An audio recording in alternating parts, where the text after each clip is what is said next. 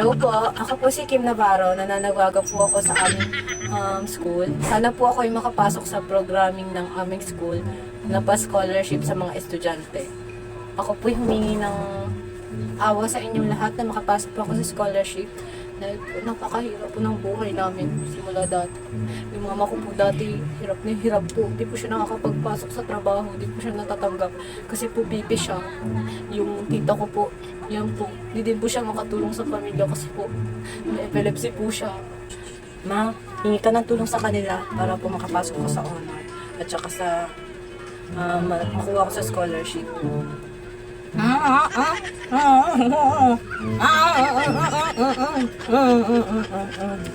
Sabi po ni Mama, sana po matanggap niyo ako sa scholarship. Tapos po sa nagpapasalamat po kami. Malaking tulong na po ito sa pansuporta sa pag-aaral ko.